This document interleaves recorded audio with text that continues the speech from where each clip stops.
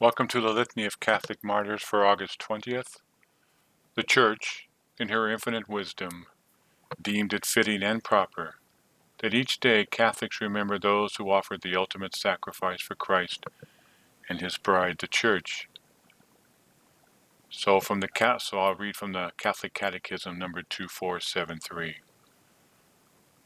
Martyrdom is the supreme witness given to the truth of the faith. It means bearing witness even unto death. The martyr bears witness to Christ, who died and rose, to whom he is united by charity. He bears witness to the truth of the faith and of Christian doctrine. He endures death through an act of fortitude. Quote, "Let me become the food of the beast, through whom it will be given me to reach God." Close quote. So in union with this holy undertaking, we offer these words from the Revelation of St. John. From the tribe of Simeon, 12,000 were sealed. From the tribe of Levi, 12,000 were sealed. From the tribe of Issachar, 12,000 were sealed. From the tribe of Zebulun, 12,000 were sealed. From the tribe of Joseph, 12,000 were sealed. From the tribe of Benjamin, 12,000 were sealed. After these things, I saw a great crowd which no one could number, from all the nations and tribes and peoples and languages, standing before the throne and in sight of the Lamb, clothed in white robes, with palm branches in their hands.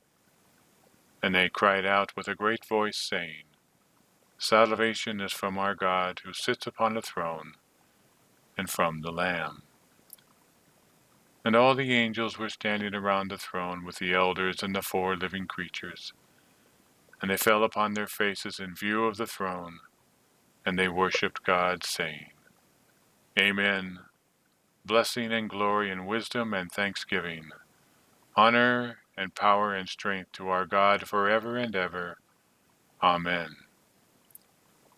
And one of the elders responded and said to me, "These ones who are clothed in white robes, who are they and where do they come from?" And I said to him, "Lord, you know." And he said to me, "These are the ones who have come out of the great tribulation, and they have washed their robes and have made them white by the blood of the Lamb. Therefore they are before the throne of God, and they serve him day and night in his temple. And the one who sits upon the throne shall dwell over them. They shall not hunger, nor shall they thirst any more. Neither shall the sun beat down upon them, nor any heat.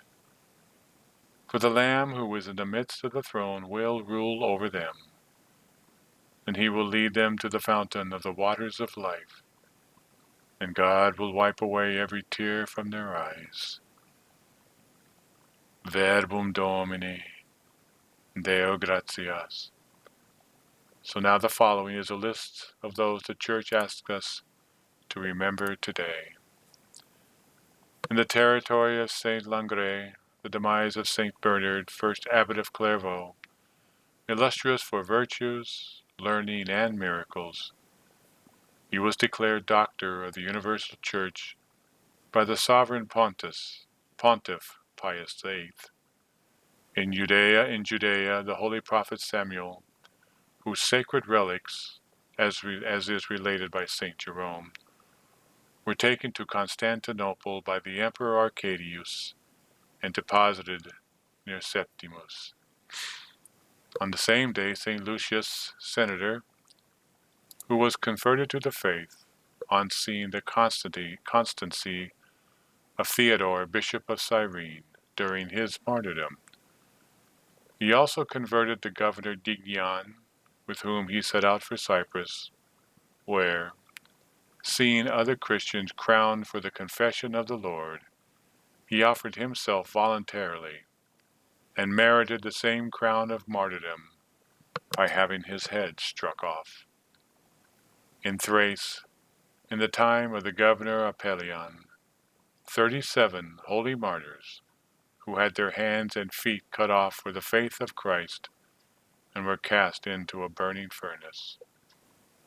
Also the holy martyrs Severus and the centurion Memnon, who, suffering the same kind of death, went victoriously to heaven.